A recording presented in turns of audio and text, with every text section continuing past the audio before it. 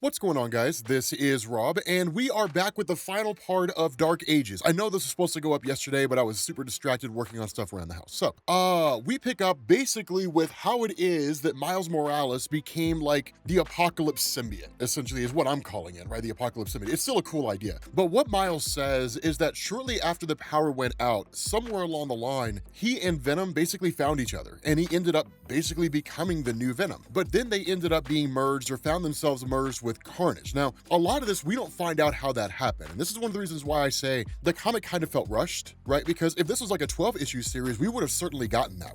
Probably would have gotten a singular issue devoted to how it is that Miles ended up merging with both Venom and Carnage. So I'll leave it to you guys to decide whether or not that's a part of the story that you felt was necessary, because some people just may be like, it wasn't really necessary at all. I will say Miles Morales with the Venom symbiote looks great. Like, it looks absolutely amazing, and I love it. But the idea is that once Carnage merged with the Venom symbiote and Miles, that seemingly they started going off the rails, and they were just whispering things into the ear of Miles Morales, and he basically lost himself. Now, again, that's an important distinction, because that's really Tom Taylor kind of grabbing a bit of the symbiote history and bringing it in, especially when it comes to somebody like Eddie Brock, right? Eddie Brock had a shared hatred for Peter Parker, and the Venom symbiote had a shared hatred as well. So in that way, they were able to bond with each other and use that shared hatred to basically further their own schemes. With Carnage bonding itself to Cletus Cassidy, it was two levels of insanity. But one of the things to also remember is that one, the Carnage symbiote was effectively brand new, and it didn't go insane until it bonded itself to Cletus Cassidy. The other part of this is that there is a what-if story out there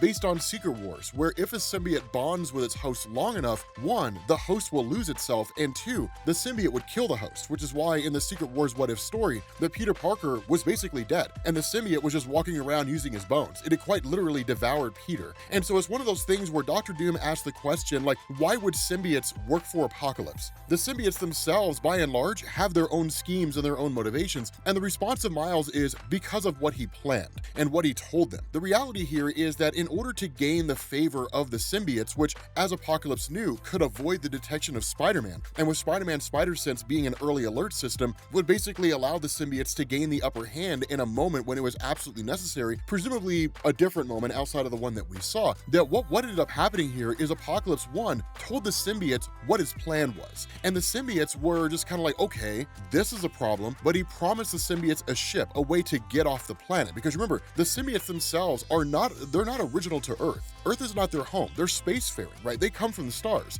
Technically, they come from Null and then ultimately formed a planet of their own, but regardless, like, they really meant for space itself. So in their mind, it was going home. It was going back to where they're supposed to be, as opposed to being stuck on Earth. And that was really, or at least seemed to be, enough logic on behalf of the symbiotes that they ultimately ended up bonding themselves to Miles Morales and working directly for Apocalypse. Of course, again, Miles basically lost himself, because the reality is that Miles didn't necessarily have the willpower to overcome both the Venom and the Carnage symbiote and control them both. And in fact, I would surmise very few people would. I think even Peter Parker would struggle under those circumstances, right? Like, two symbiotes with a will of their own bonding to a singular host and then conflicting with each other, like, that would create all kinds of turmoil. But switching over to Apocalypse, one of the things that we find out is that Tony Stark having Captain America's shield on hand basically meant that as he was going through all these different metals that could be used to withstand the rigors of a constant EMP, as well as the force of the Unmaker, that none of them really seemed to be able to handle it, right? Vibranium didn't work, carbonadium didn't work, none of those things worked. But what he needed was the absolute strongest metal in existence, which is Captain America's shield. Captain America's shield in Marvel Comics is the strongest metal that exists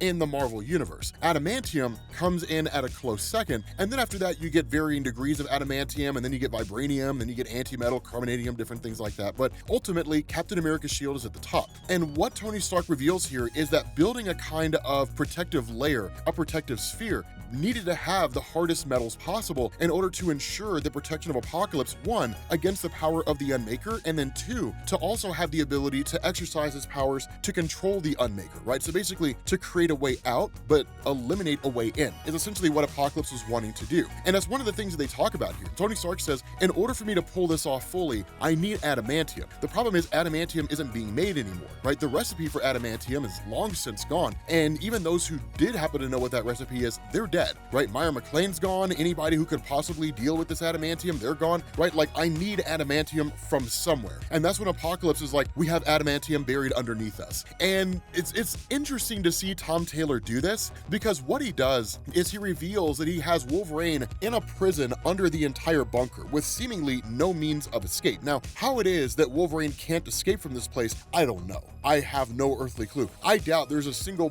prison on the face of the planet that Wolverine could not escape from, especially when he's just in the core of the earth or down below the earth somewhere. You'd think he'd just be able to dig his way out. But what Apocalypse does is he teleports down there with Cyclops and with the Purple Man. And then of course, where Cyclops is like, they can't do this, Wolverine. Like, you can't let me kill you. Make me kill you. You can't let that happen. Where Wolverine tries to jump in, ultimately, the Purple Man steps in, removes the visor and says, open your eyes. And that enough is to basically obliterate the entire just body structure of Wolverine. Now, here's the cool thing, and it's what I love about the way that Tom Taylor plays this, because Wolverine's healing factor has been just ridiculously inconsistent over the years.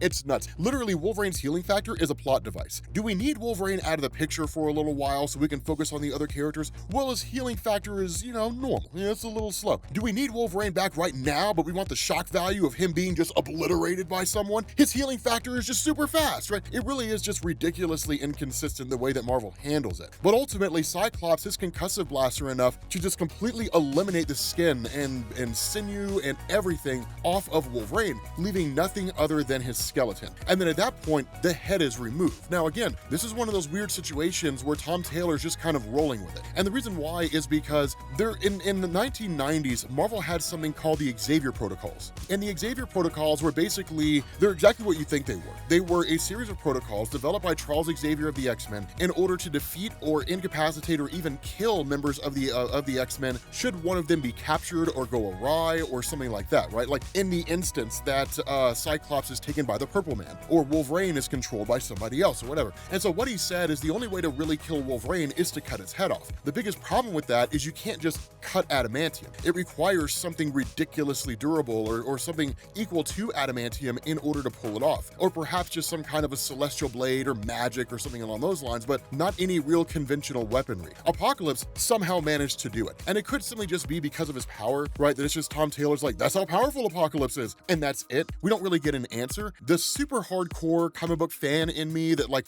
needs continuity is like, there has to be an explanation to this. But the more mature part of me that's grown up over the years is just kind of like, that's the nature of comics. It's just the way things go, and just kind of call it a day. But regardless, of course, the question's asked by Tony Stark, now that you have your adamantium, how long is this going to take? And he's like, well, Reed has a molecular deconstructor that can basically break down adamantium, and that'll be it. Now, that's not unheard of in Marvel Comics, right? Because I imagine a lot of people who are unfamiliar with Marvel are like, this is just nothing but a series of plot devices. That's not true. So like antimetal, for example, Arctic Vibranium, that's capable of breaking down metals, including adamantium. That's one of the things that makes it so potent, and it's one of the things that makes it so sought after, that there's actually much less Arctic Vibranium than there is traditional vibranium, but getting your hands on it is a very difficult thing to do. But ultimately, of course, once Tony Stark gets to work on this, you end up having this conversation between Dr. Octopus and Apocalypse. And what Octopus says here is that with everything Tony Stark is doing, ultimately this should all work. He says, but there's one very big hole in this plan. And he says, if you move your mind into the Unmaker, I can't guarantee your current powers would work. You may not be able to teleport out. The only way for you would be to break the planet apart. And the response of Apocalypse is,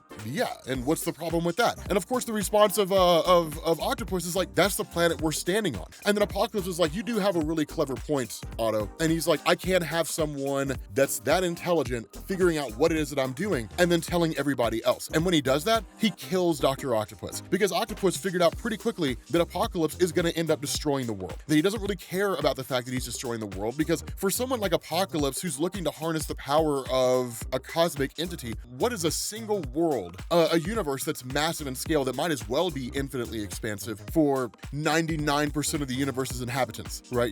I mean, what does it matter? Because keep in mind, while this story's going on here on Earth, the Shi'ar are still doing their thing, and the Kree and the Skrulls and the Badoon and all those races are all still out there doing their things, right? For them, they have no knowledge that this has happened on Earth, right? Things just continue on as they always have. But in the midst of all this, of course, once the superheroes basically arrive in Paris, there's a few things that go on. One, for for May and for Danny, right? The daughter of Peter Parker and the daughter of Jessica Jones and Luke Cage, they're too young to be able to accompany them on this trip, right? It'll just be too dangerous. And if anything, bringing their children along could create a circumstance where Apocalypse could use them as bargaining chips, right? Capture the kids of Peter Parker, and then Peter will do anything, or at least capture the daughter of Peter Parker, and he'll do anything to save her, right? Even if it means turning against his allies. Like, he'll do whatever it takes to save his daughter. And so ultimately, of course, Devil Dinosaur is forced to stay back and keep an eye on him. And he's like, really, man? Like, I'm a dinosaur. Like, I want to be where the action is, right? I want to attack things. Although he is injured, so it is probably in his best interest to stay there and keep an eye on things. I do love Devil Dinosaur. He is one of the cooler characters that exists out there. But of course, at that point,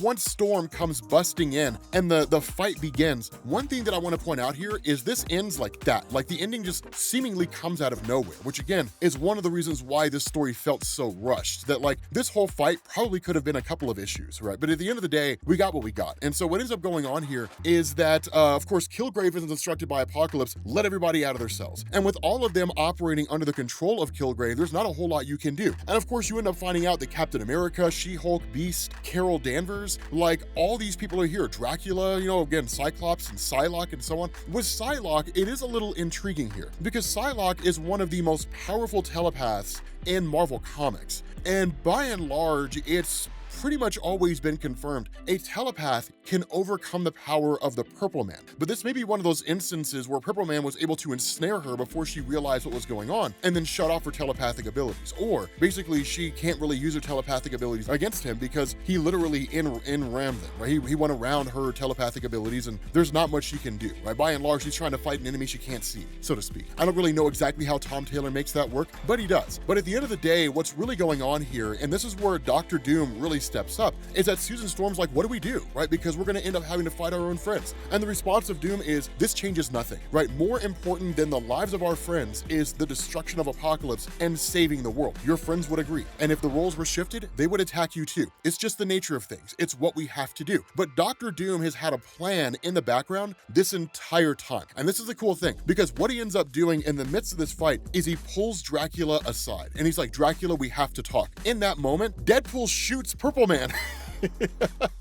He shoots him in the head, right? And Gabby's like, Wade, you know, and then ultimately he's like, what? Like, I didn't hear like the plan. I was driving the bus, you know, which you guys really raise a good question. How does the bus drive when there's no electricity in the world? I don't know. It's Deadpool, man. Just whatever. Who cares? It doesn't even matter, right? It's Deadpool driving a bus and defying any logic or reason. It doesn't matter. Like, it's just the way it is. But ultimately, like, Jessica Jones was supposed to knock him unconscious. And in the end, Deadpool's like, oh man, dude, I'm sorry, Jess. I probably robbed you of some much needed catharsis here. Like, do you want to kick his corpse or something? Which is a really funny moment here. I absolutely love that moment between the two of them, the exchange. But nonetheless, what ends up going on here, and again, this is where things get a little strange, where the ending kind of comes in out of nowhere, is that with Purple Man destroyed, of course, now everything is against Apocalypse. It's literally him by himself. And Apocalypse at that point is just like, that's fine. It doesn't matter, right? Like, thank you for your part in my evolution. You've done your job. You know, I can finish it from here. And the reality is, he can. And this is one of the things that people tend to forget about Apocalypse, because you never really see Marvel Comics utilizing Apocalypse as he really is, right? You usually see Apocalypse being utilized for like his intelligence, or like during Jonathan Hickman's X-Men run, which is something I was really hoping to see. We only got to see it once when he fought Nimrod, but I was wanting to see like the full might of Apocalypse. This guy would demolish everyone here, and it wouldn't even be hard. It would not even be difficult. The only one who'd probably be able to survive this might be Deadpool, and just because of his healing factor. But everybody else, no. All Apocalypse has to do is grow to like 2,000 feet tall and just let off these energy beams with every ounce of strength that he has and annihilate them all. Or uses telekinesis to tear their bodies apart, or rearrange the molecular structure of their bodies, or any number of things, right? Just any number of things that he can do. But where he goes to use his power, and this is a really, really interesting thing here, the way that Tom Taylor does this, where he goes to use his power to destroy everybody, Susan Storm shuts off his access to his abilities. She literally puts a kind of force field around the part of his brain that allows him to use his powers. Now, here's one of the things, right? This seems like a plot device, and it's not. And this was actually something that was established over the years in Susan Storm's publications in Marvel Comics, but especially during Jonathan Hickman's Fantastic Four run. Because one of the things that was laid out there is that the nuance with which Susan Storm can control her force fields is incredible. She can do it on just these exceedingly small levels, like around a portion of your brain. Or she can create force fields strong enough to withstand the power of Celestials. She can do a lot. She is way more powerful than people think. And in reality, man, people sleep on the power of Susan Storm. Like they really underestimate how capable she is, which is why I say when the time comes, they put Susan Storm in the MCU. If they do it right, you will look at every single female character that came before her and you will be like,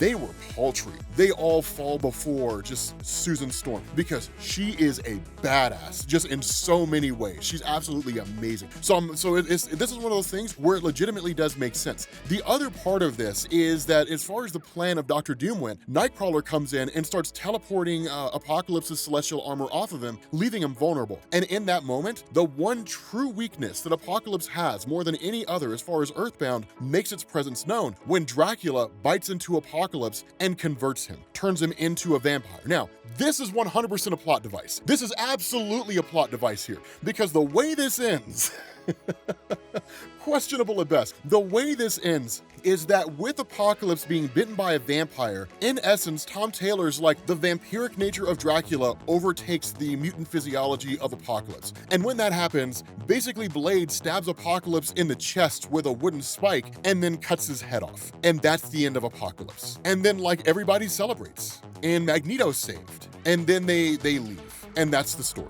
I told you guys, the ending was so rushed. It was just like, Apocalypse is dead, game over, and like, that's it, right? Like, nothing else about the Unmaker, it's just left there down in the core of the world. I guess the portals never close. There's no epilogue, no conclusion. We never find out what happens next. It's just, it ends. And that's the story. So, a phenomenal story that just fell flat at the end. Just totally petered out at the end. I loved it up until the end. Like when I was reading this, I was like, wait, what? Like, no. There's gotta be some kind of epilogue. Like I was looking online, I was like, is there an epilogue that I missed? Right, like I'm sorting through Comixology and I'm Googling or looking up every single thing. I'm doing like Google searches, right? Because like maybe some website out there knows about some epilogue that I don't know about. No, this is just it. This is how it ends. Game over. Story's done. So with that being said, guys, we're gonna bring this to an end. Thank you all for watching, and I will catch you all later. Peace.